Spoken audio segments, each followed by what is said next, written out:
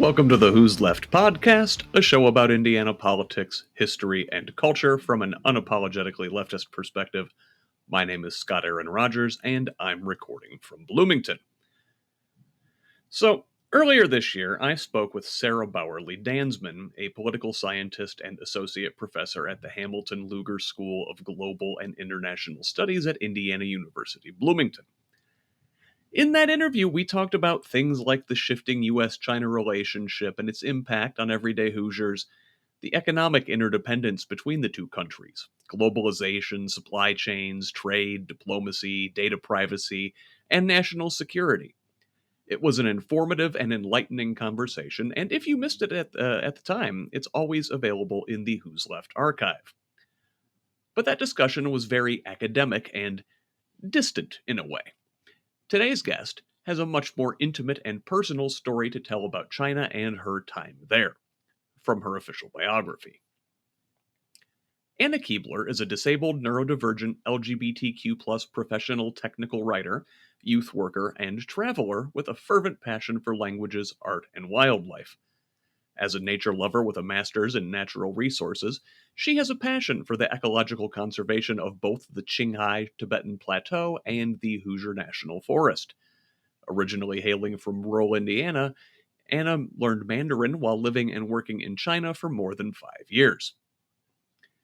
Her debut book, released just this week by Black Rose Writing, is a memoir titled A Ghost in the Middle Kingdom. Amid the mountains of China, Anna falls in love with a Hui yak herder from the Qinghai Tibetan Plateau. At first, he appears to be a kindred soul and charismatic lover, but with treachery, traps, and fraud at every turn, their passionate romance is doomed from the start. This engrossing memoir delves into the perils of abuse, deceit, infatuation, and misplaced trust, while simultaneously illuminating the beauty of China's landscape, hospitality, and culture. With electrifying twists as the author confronts an impossible choice on her world travels, A Ghost in the Middle Kingdom is a true tale of love and loss like you've never heard before. We'll talk about the book and what it's like in China for average people there, from the rural areas to the thriving metropolises, standard of living, infrastructure, personal freedom, and interacting with the government. We'll also preview Anna's forthcoming books and discuss her inspiration to begin writing. Before we dive in, please consider supporting Who's Left with a paid subscription. This is an independent media project. I don't paywall content, and I don't rely on advertising. Only individuals like you keep this thing going. Maybe I could make more money if I did things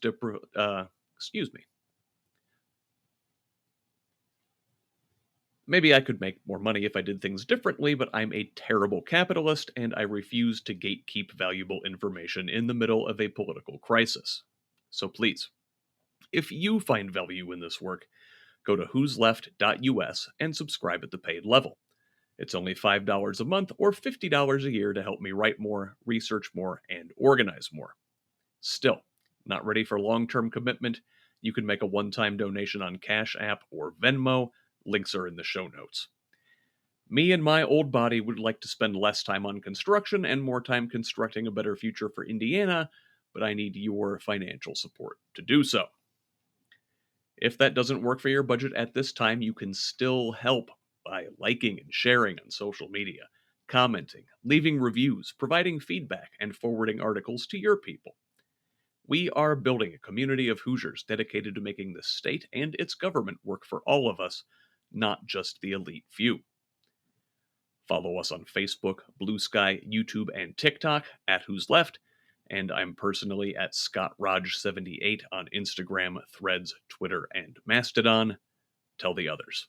Let's build a radically democratic Indiana together. Thanks again.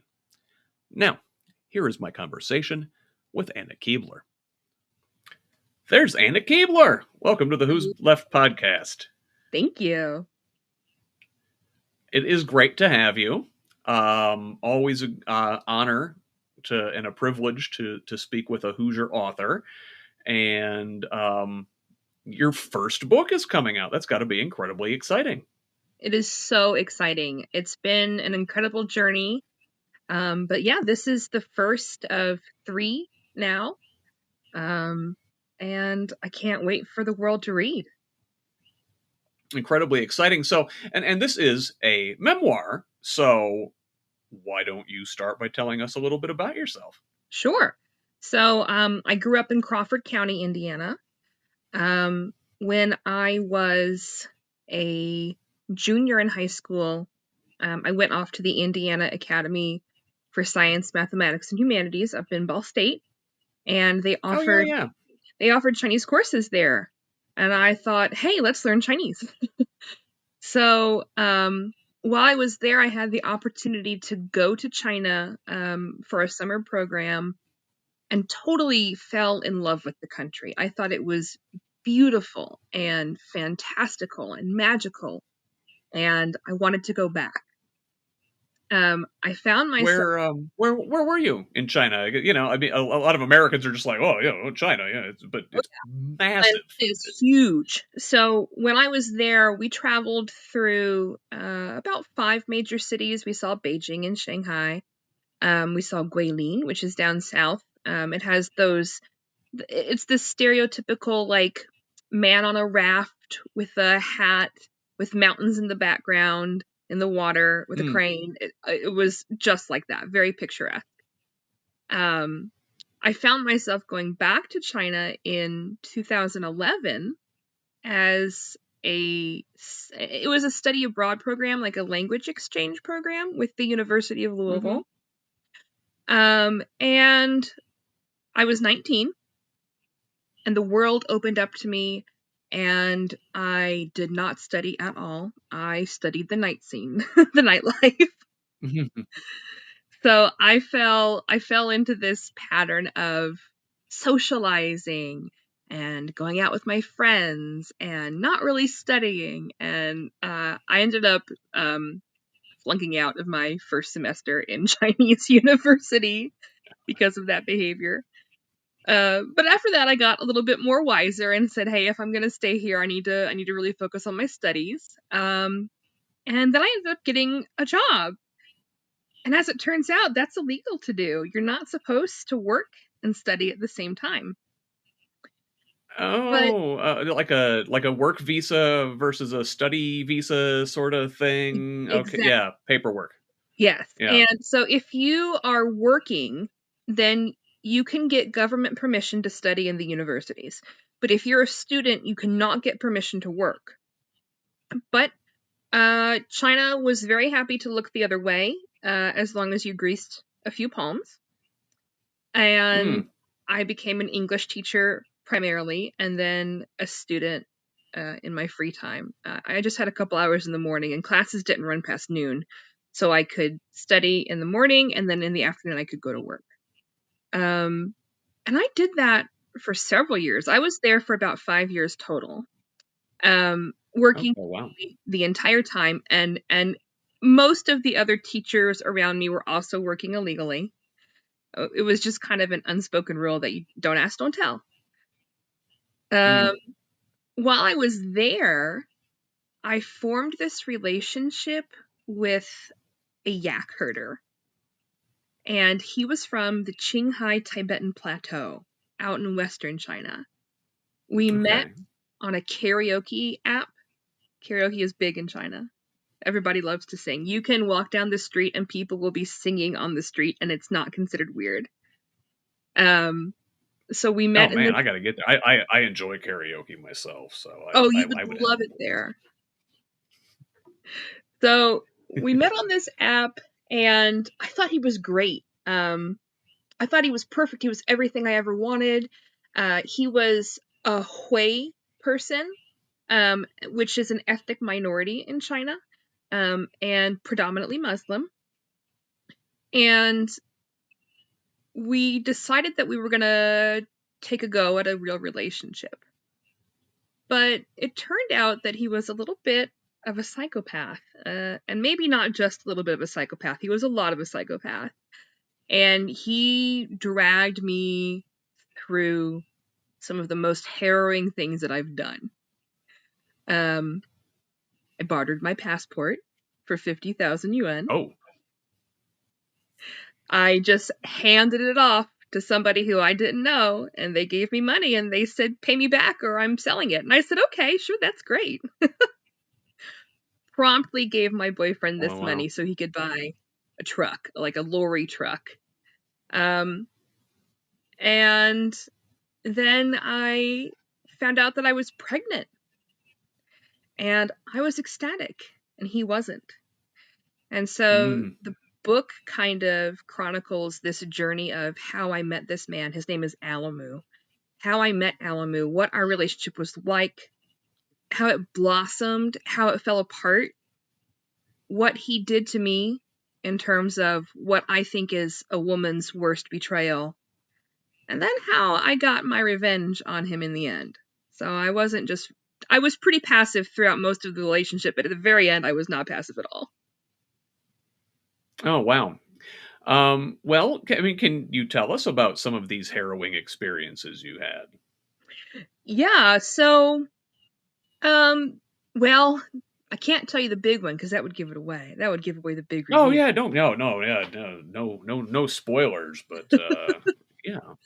Um, Things like being taken into the mountains of Chilean, which is in the Qinghai Tibetan Plateau, and there was nobody else around me. It was just me and his family in this herding tent. And at first I thought, oh, this is great. The stars are amazing and I'm fine. But looking back, I can tell that, if they were going to hurt me, and it was probable that they could have, nobody would have found me. I would have been out there alone and nobody knew where I was. I didn't tell anybody where I was going. Um, I experienced a 42-hour train ride with no seat, with no ticket. I had a standing ticket Oh, only. my.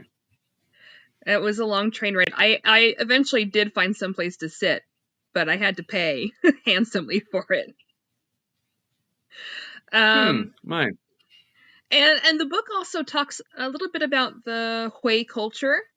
It's a little different from other Muslim cultures, but China's Muslim culture is very unique, and it was something I'd never been a part of before, but they really integrated me into that community despite me not being Muslim myself.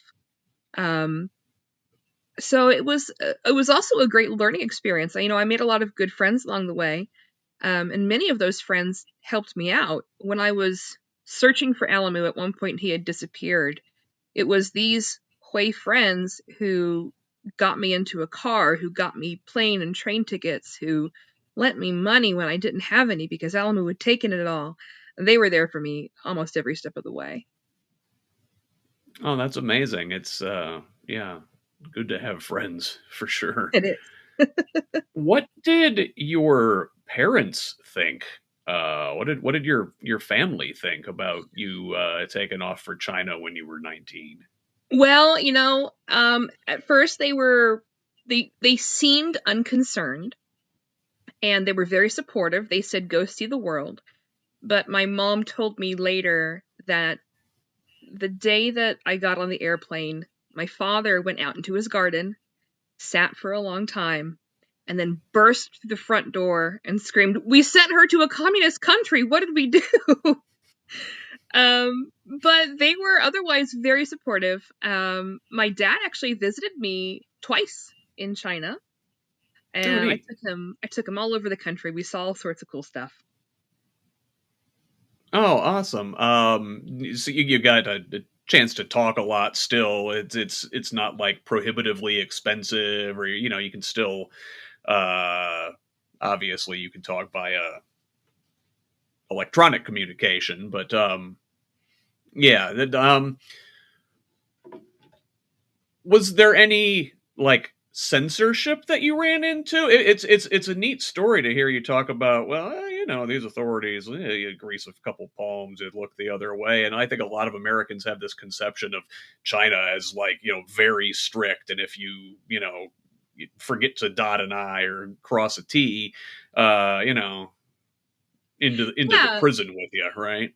China is this beautiful dichotomy of a country where two things exist at the same time. So the censorship, actually, I was in China when they enacted harsher censorship laws, and they made a law where, like, if you made a social media post that they deemed Hmm. harmful to the state or untrue, and it was spread more than a certain amount of times by a certain amount of users, then you could be fined or put in prison for dissemination of false information.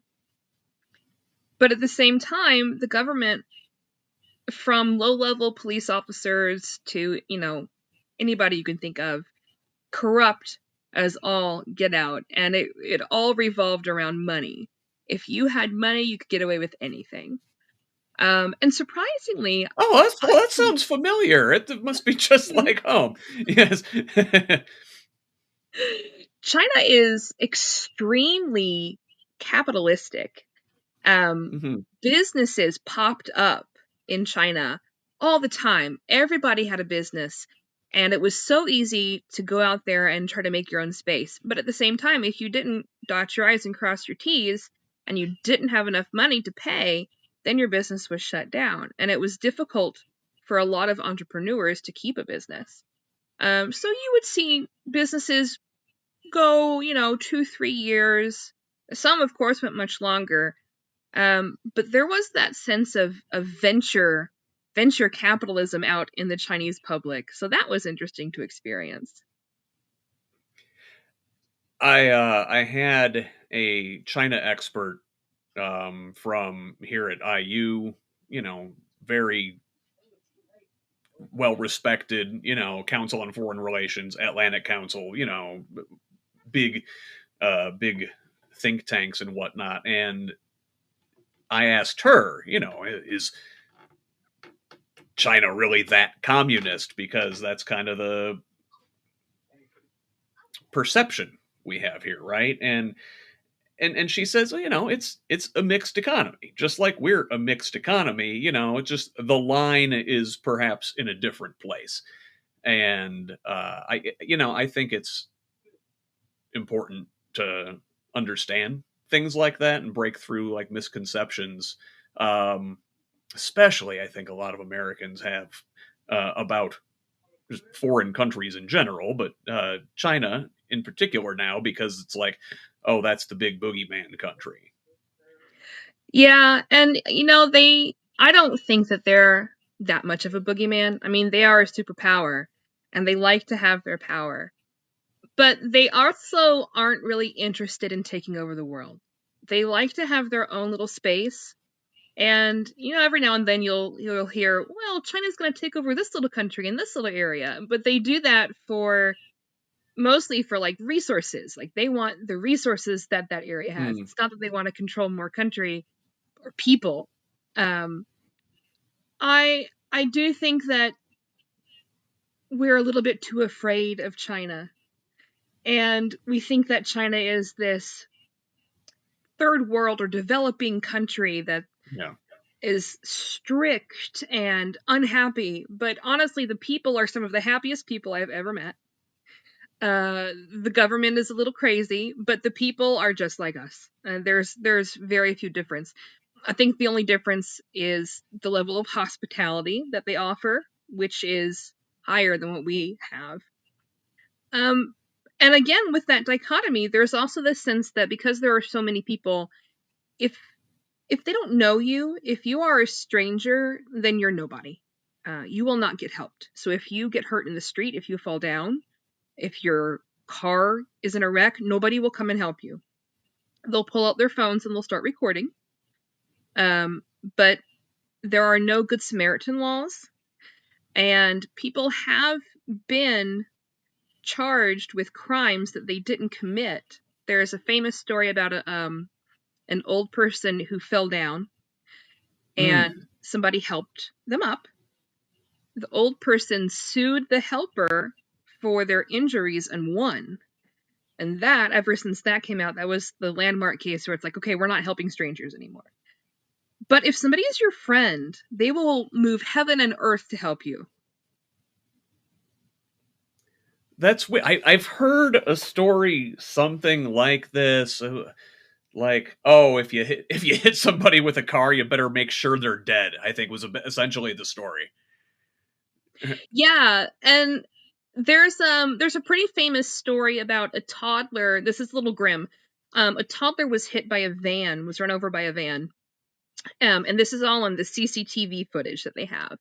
Instead of that person getting out to help the toddler, they ran over the toddler again, because then the toddler would have died and they wouldn't be on the hook for those medical Oh bills. They my would just be on god. the hook for the Yeah. death. That's morbid. And yeah, but I think that's the story I heard, or a variation of it. It was very there was no toddler involved in my story. God, terrible. Um,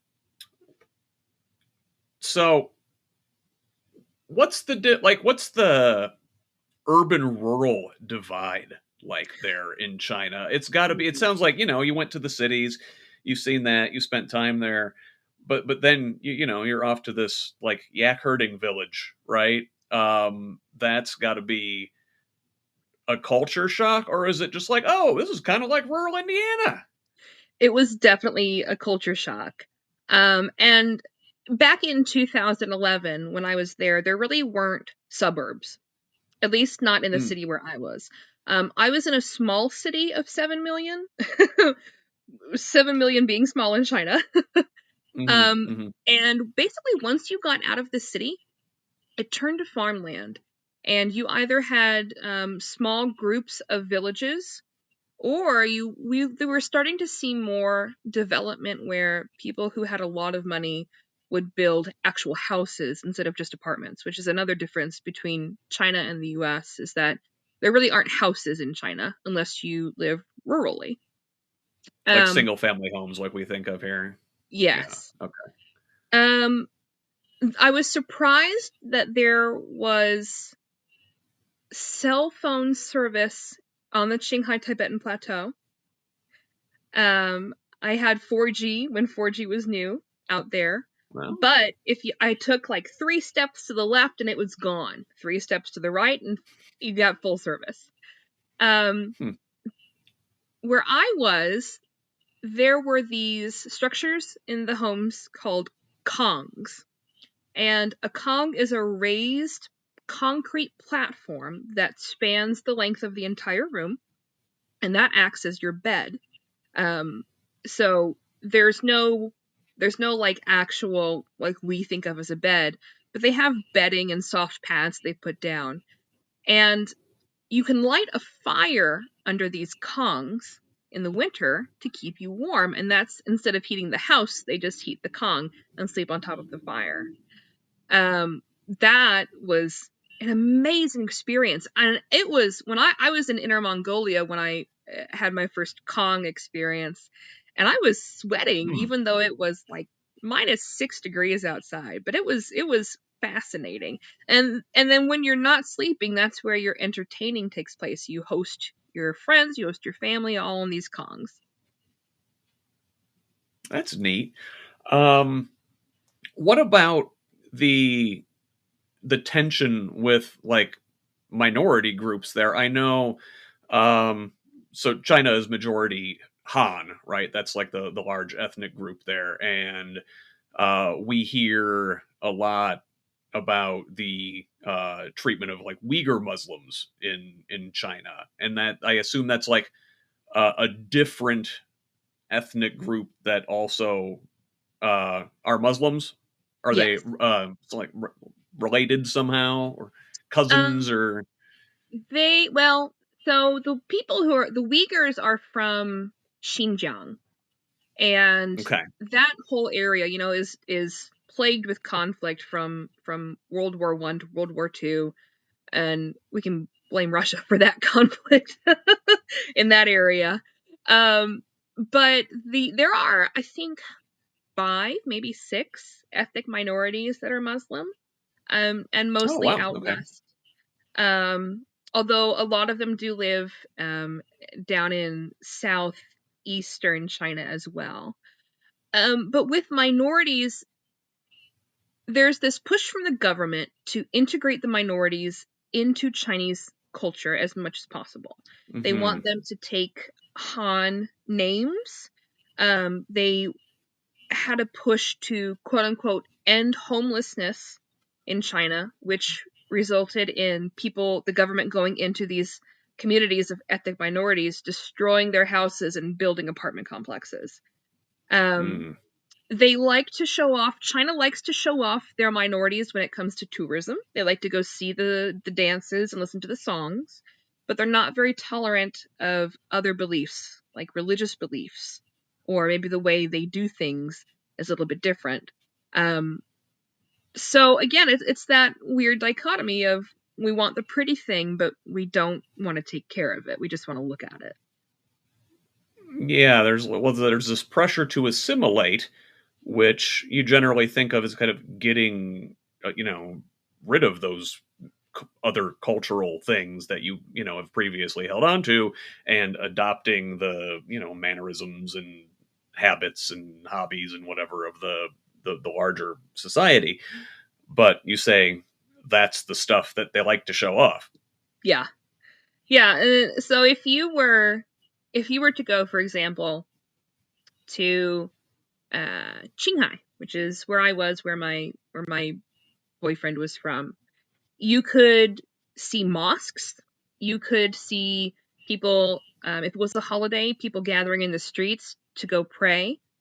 Um, but what you can preach about, what you can say as part of your sermon, is actually censored by the government and has to be approved by the Mm, government. And there are there's a little bit of fear surrounding the minorities just because anything that's different is bad. Anything that's the same is good. And that I think that attitude carries across a couple generations in China, although I believe with the current generation that attitude is kind of dissipating a little bit. huh. I mean, these dynamics that you're describing do sound really familiar. I mean, you know, blind taste test. You put them next to each other, country A, country B. I mean, it's very much alike. It's very much alike.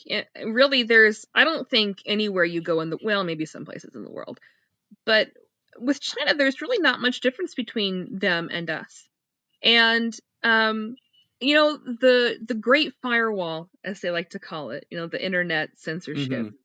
Hmm. I talked to a couple of Chinese friends about it, and they were of two minds. Either that it Yeah. was horrible and it was preventing them from their freedom, they wished they could have access, they downloaded VPNs and skirted around the rules. But there was also a subset that thought that if the government deemed it unsafe to view or harmful to view, then they should trust the government and that the government had their best interest at heart and that the Great Firewall was actually a good thing and it was protecting them. I'll tell you, as an American, right? I think our default setting there is obviously the first one. I mean, come on, my God, right? It's like second nature to us. But I'll tell you, man, and I'm not saying I'm pro censorship, but after 2020 and all the like COVID disinformation and just like the growth of all of the misinformation and disinformation, like what Twitter's become after Elon Musk bought it. I mean, there there's certainly times you want somebody to say, no, you can't keep spreading this garbage on the internet and telling it to millions of people. It's ruining society. Um, Obviously, of course, the problem is who decides what is the truth and what's not, and that's where you run into your problems. You said you were there when Xi came to power. Yeah, so I was actually in the city where they detained Bo Xilai after Xi Jinping came into power. And being there for the election process was pretty intriguing because I really didn't know much about Chinese politics or their election process. I didn't think there was an election, but there is. It's kind of like this tiered system where the circles get smaller the higher up you go, and then eventually the Hmm. president is decided by a very small circle of people. And in China, you do not campaign for president. If you campaign, it's viewed as saying that you haven't accomplished enough to be known already, and that you have to like advertise yourself. It's looked down upon. Mm. It's like But tacky. yes, yeah, they view it as tacky. Um, And almost immediately after Xi Jinping came into power, his opponent was jailed. And there was a big scandal where his wife and possibly his son were involved in a murder. And they transferred him and his wife to Jinan. And they put her on trial. And there was a conspiracy theory that she was actually a body double and that she had flown off somewhere and paid enough money to not be killed.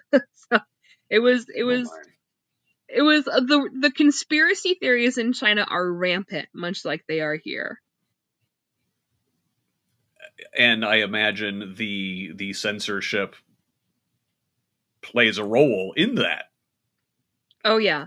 Well, and there's a lot that goes on in China that is censored. Sometimes it's covered by local media, but if they can put enough of a spin on it where it doesn't seem like, oh, this wasn't actually a protest against the environmental impact of that factory, it was just a gathering of people that got shot by the police. Oh, I yeah, my. So there is still like that very overt lying, cover up element Absolutely. from the government. So it's uh well, fortunately we are not there here yet. Yet. Um yeah, so what about the infrastructure in China? I'm fascinated by their awesome high speed rail systems and just everything being like the bridges, impressive feats of engineering, and just like the way that they've built things up so quickly over the last, oh gee, what, 50 years now, but Yeah, um their compared infrastructure. to yeah, compared to what we have here, which is not great. I mean, this is an Indiana-based podcast, and I've lost people in the potholes in Indianapolis. Yeah, their infrastructure is incredible. I was in Jinan when they were constructing the high-speed trains. Um, and the project took less than 5 years. They developed a whole other side, the whole western side of the city, put in the line between the city and another neighboring city, built this bullet train, built the train station in such a short amount of time, and it was all high class, all very beautiful. Everything ran smoothly. I could see like malls be constructed in a year, and they were luxury malls, and everything in China that was built new was built luxury. But you had to be careful because you can subcontract out your subcontracts, and that's how you end up with bridges being built with sawdust and collapsing as soon as you Oh, drive. oh wow, yeah, and that I guess goes back to the corruption, like you were talking about earlier. Absolutely. So, what do you think is the most important thing Americans can understand about China?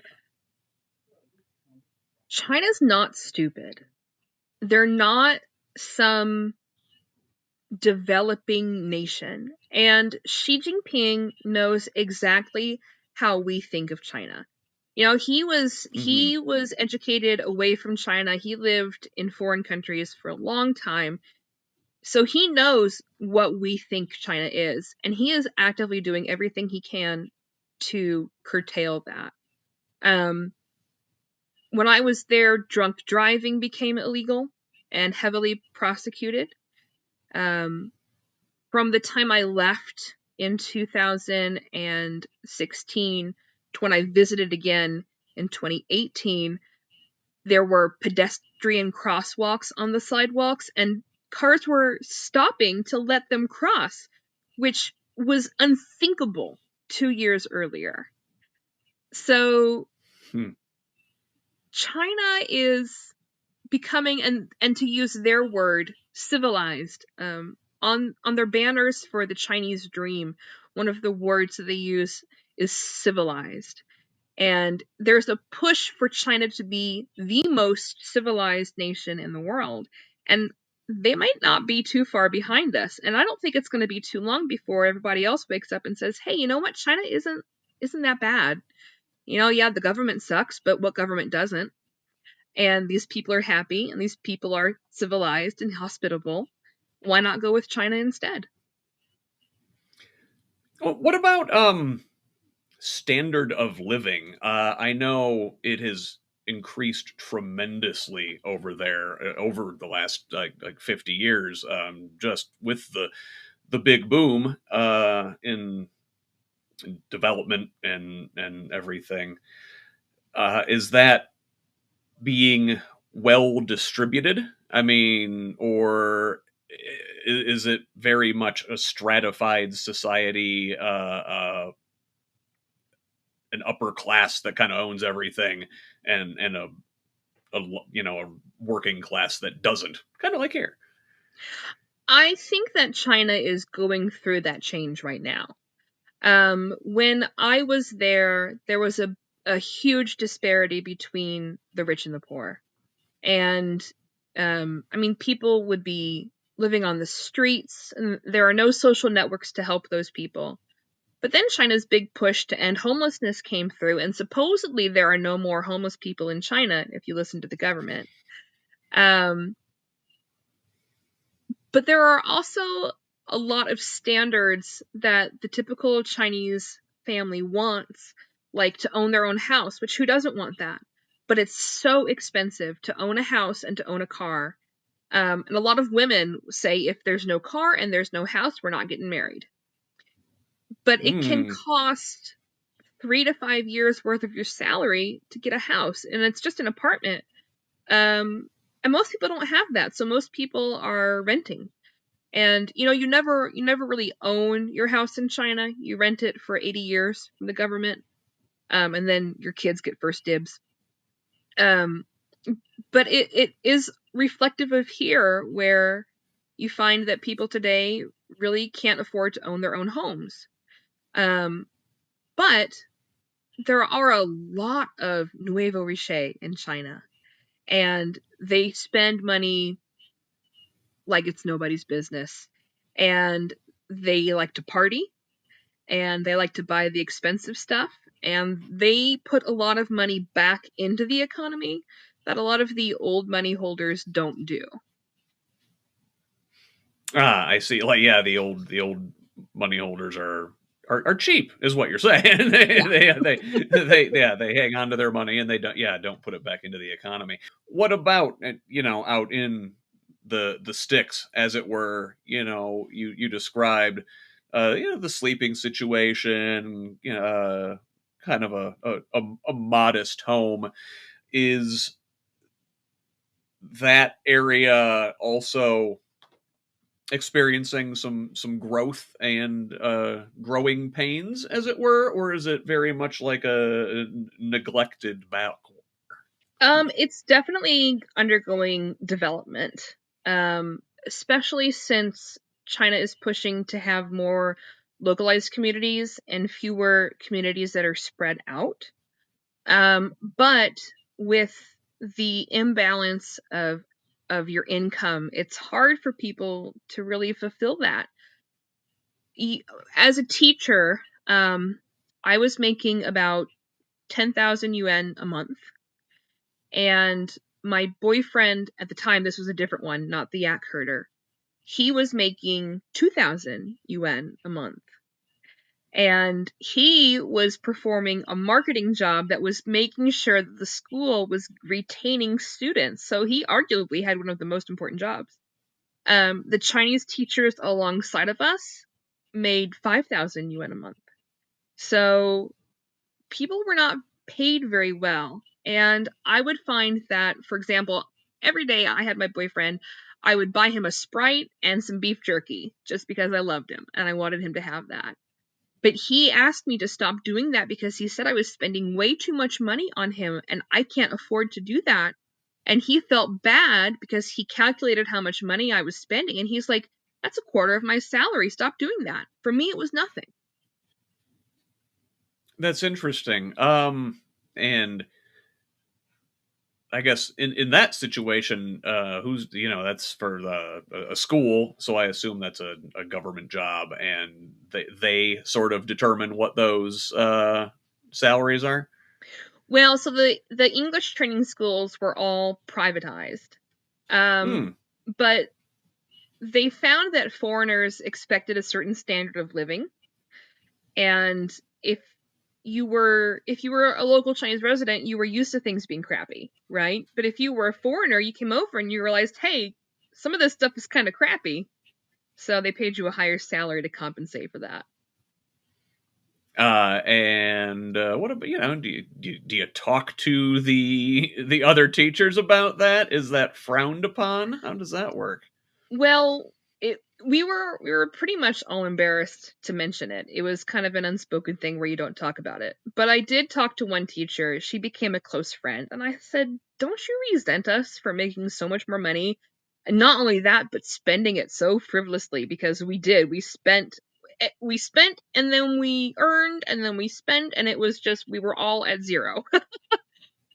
And she said that she didn't feel bad because we were the ones that left our homes behind and we were the ones that were in a foreign country, and it was the least they could do to compensate us for that loneliness we must be feeling.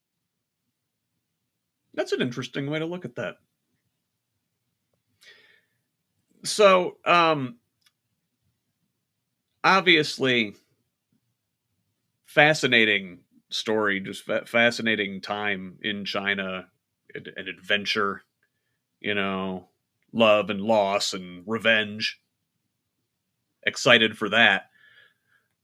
But what got you writing in the first place? Well, I always liked to tell stories, and when I was in high school, I wrote poetry, but I didn't write stories. I just told them to other people. Um, but I honestly, what got me into writing was I got a therapist, and we were talking about ways to work through trauma. And she said, writing can be a really great outlet. And so I started. And I'm bipolar, and I have a hypomanic episode and wrote the whole damn book in 3 weeks. So I just zoomed through Wow. it. Um, and afterwards, I was like, you know what? I did that. I wrote a book, and it's my story, and it's my truth. It's the most intimate, darkest secret that I have, and now I'm going to share it with the whole world. And there was a lot of power in saying, this is what happened to me, this is what I did, read about it. That's incredibly cool. And you're already working on another book now, yeah? Yes, so I actually have a second book called That Time I Lived in China. It's being published by Apprentice House Press in 2026. And it is a collection of short stories from expats in Jinan. And then I have a third book that is on the desk of an editor in Hong Kong, and it's a fantasy about the Monkey King, which is China's biggest anti-hero, kind of like our Loki. And I've heard. I think I've heard of the Monkey King. I think, yeah, there's a trickster, video right? game. There's a video game now where he's become really popular and he's made his way into Western society, and everybody's all about the Monkey King. So I wrote a book about him too. Okay, so you're not just the nonfiction, not just memoirs, your own story and the story of others, but also delving into fiction. What's the transition there like? I mean, you said you're writing your memoir. Boom, 3 weeks. That's your story. It like poured out of you. Um, I assume that writing fiction is more of a process. Yeah, it took me about 4 months to write the fiction book. But I used myself as the main character, so it was easier to write in that sense. I didn't have to think about too much what the character would do because it was me. I knew what I would do. Um, and eventually I'll stop writing about myself and I'll write about someone else. I mean, 3 whole ass books is pretty good practice. So, what about the publishing experience? I mean, it's an impressive feat to write a book, and I've had other authors on here, and they talk about the relief of getting it done, but then there's that whole other process, especially with the first book. I mean, you got to shop that thing. Oh yeah. Yeah, I queried about 150 small presses and agencies before it was picked up. Memoirs are hard to sell, especially for an unknown author, but I had an interesting story. Um, and it's been an interesting process. It's been a lot more stressful than I imagined. And the hardest part about it all is the end. After the book is done, after it's been written, you have approved the galley, and then they say, okay, your book's going out into the world, and you say, oh no, now what? Yeah, and I suppose that's where where a established author would have their publicist tell them to do the or tell them now what, but like, who's your publicist, Anna? I owned a business. I owned a small apothecary out of my home. Um, so I have a little bit of marketing experience from that, and Hmm. I have a little bit of a following from that as well. So that's my core people. And friends and family, it's not that I'm trying to sell them my book. I just want them to read it. I would give it away if I could, and I have and I will. It's more like this experience is for anybody who wants it, and here's my invitation to you. Um and I don't really care if I sell a million copies or if I make tens of thousands of dollars, you know? I want that book to be circulated around all the little libraries and all the cities in Indiana, and I'll be happy. Yeah, yeah. Well, gee, do you have any plans around that? Are you going to maybe do readings in local libraries or something? Or Oh yeah. Yeah, I've got a list of libraries and bookstores that I want to set up in and do readings and signings and events.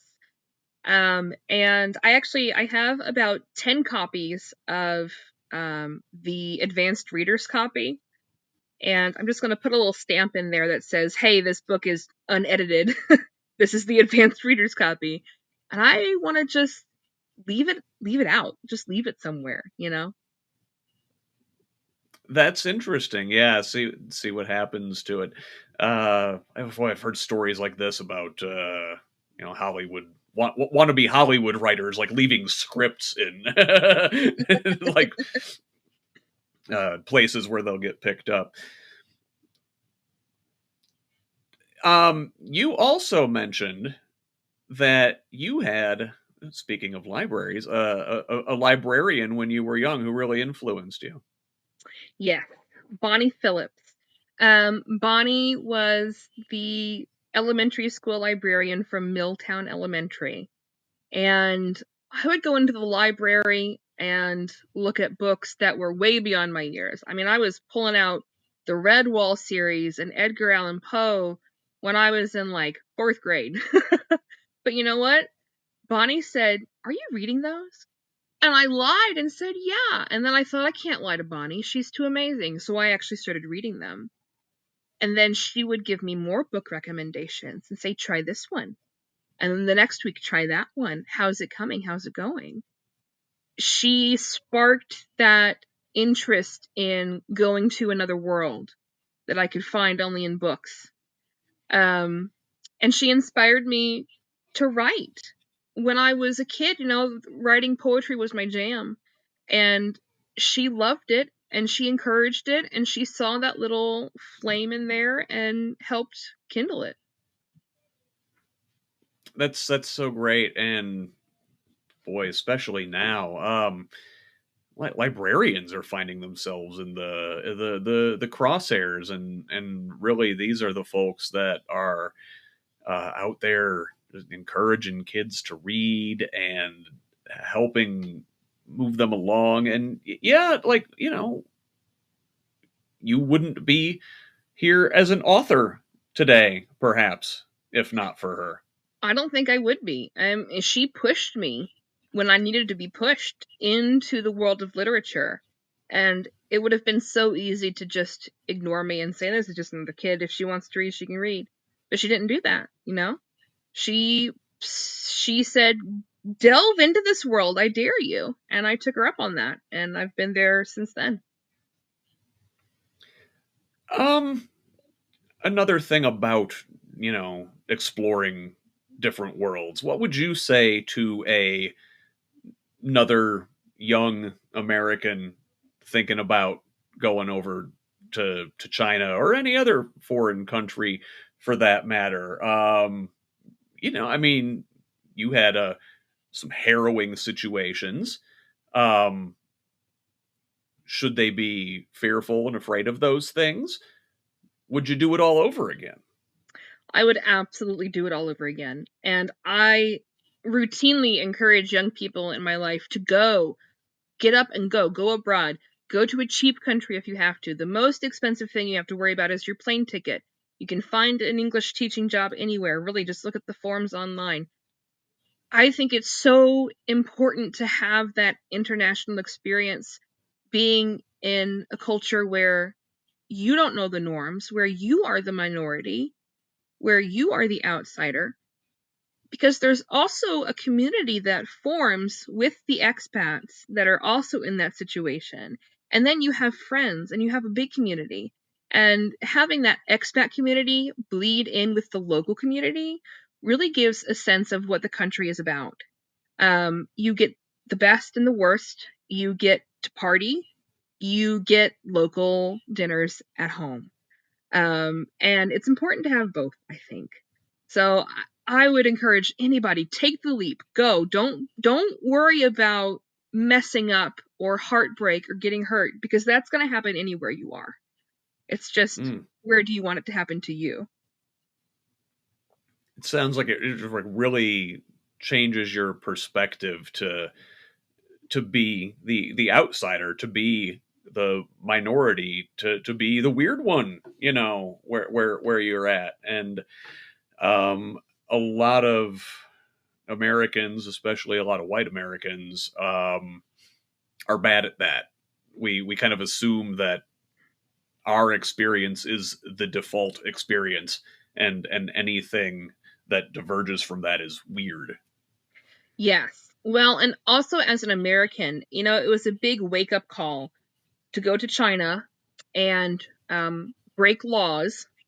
I was once, well, my book talks about this experience that I had where I went to the police after my manager had basically told me they were going to get me a work visa and didn't give me a work visa. And so I was left in the country with no visa and went to the police to get myself out of that situation.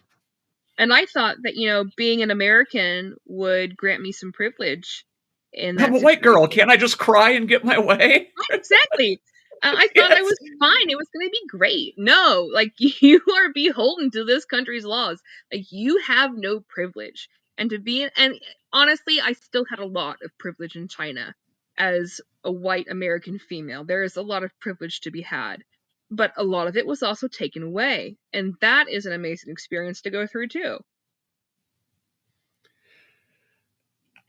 How or why, I guess, did you wind up coming back here? I got pregnant. So I was actually married to a Chinese guy, and he was Hui, and he was from the Qinghai Tibetan Plateau, and he was fabulous. He was wonderful. His family was great. I got pregnant and I thought, I don't want to have this baby in this tiny little village, in this tiny little hospital without my mom. I wanted mom. So I came back home. We I gave birth over Zoom and we tried to get him to immigrate over. Um, but we ran into a couple complications pretty early on. We found that the United States did not want to give him a fiance visa. Even though we Hmm. were married, they were going to give him a fiance visa. They said that they didn't trust that he would go back to China when it was time for him to return for his interviews because he was one of four boys and he was not the oldest, and the oldest has the obligation to take care of the family. He was poor and his wife and child were in the United States, so he had no motivation to go back to China. And they did that to him four times. And after he was rejected from the embassy four times, he said, I'm not trying anymore. And that is what led to our breakup. So China wouldn't let him leave? Do I understand that right? No, China was more than willing to let him leave. It's the Oh, United States that wouldn't let him come in. oh, because they didn't think he'd ever want to go back. Right. Well, yeah, your wife and your kid. This country, man. What year was that? That was 2018 and 2019. So that was during the first Trump administration. Yes. That's family separation. That's what. That's Yeah, well, and he wanted me to go back to China and live in China.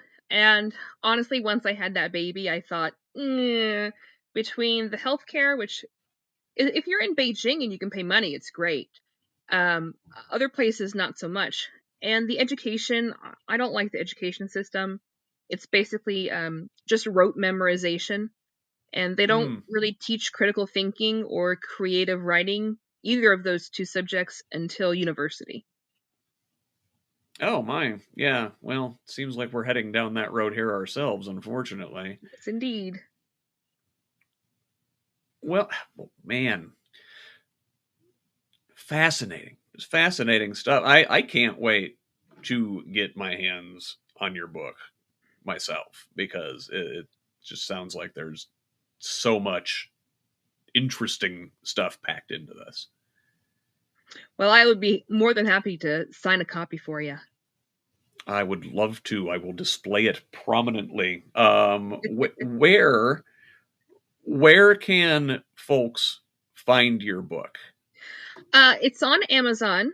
It's also on Ingram. It's on Barnes and Noble. It's also on blackrosewriting.com. That is the publisher. And I believe that right now they're offering a discount of 15% if you buy it directly from them. I'm not sure if that discount will last though. But yeah, any major place that you can find books online, it will be online. I'm working with a couple of bookstores in Indiana, throughout Indiana, to have it stocked in their shelves. But if you want the book and it's not in your local bookstore, you can just ask them for a copy, and they should be able to go in and purchase it for you. Excellent, excellent. Also, do you have an online presence yourself where folks can find more information about you? I do. You can go to annakeibler.com. And I'm on pretty much every major social media except for Twitter or X. I'm definitely on Blue Sky. I'm on Facebook. I'm on Instagram, Threads, and Red Note, which is Chinese social media. Uh, and WeChat, another Chinese social media. If you happen to have your own, hit me up. Fantastic. Well, thank you so much for coming here and talking about your book and China and your life and everything. It's just fascinating stories and um, congratulations. Thank you so Congratulations on much. getting your book and your own art out there into the world. It's got to feel amazing. It does. Well, and thank you so much for having me on the podcast. It was great to be here. Thank you, Anna Keibler, for joining me here today. I really appreciated it. Bye. Once again, that was Anna Keibler, Hoosier author whose debut memoir, A Ghost in the Middle Kingdom, is available now from Black Rose Writing, wherever you get your books. Order a copy today. Hopefully you enjoyed this break from the news, but I'll be talking about that again come Sunday morning with Who's Left This Week, streaming live at 10:30 a.m. Eastern on the Project Next Media Network, YouTube, Facebook Live, and Twitch. Links in the show notes. It's a lot of fun if you haven't had a chance to check us out yet. I bring together panelists from the Democratic Socialist left to Never Trump conservatives, and we look at the week's headlines from around Indiana and beyond. We'll also dive into one big topic and throw in a few jokes for good measure. Hope to see you there in the comments, but if you can't make it live, it'll be available as a podcast Sunday afternoon. Thanks again to Anna for sharing her story, and thank you for listening. One last time, please consider a paid subscription at whosleft.us, where you'll find everything I've ever published. I rely solely on the generosity of kind patrons like you to make this information available for free to everybody. In addition to the website, you can also find me on Facebook, Blue Sky, YouTube, and TikTok at Who's Left, or on most other social media sites at ScottRaj78, where you can hit me up with feedback, tips, ideas, and concerns.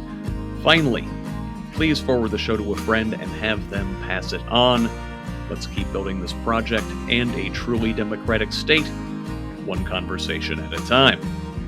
Until the next one, this has been the Who's Left podcast. I'm Scott Aaron Rogers. Love each other, Indiana.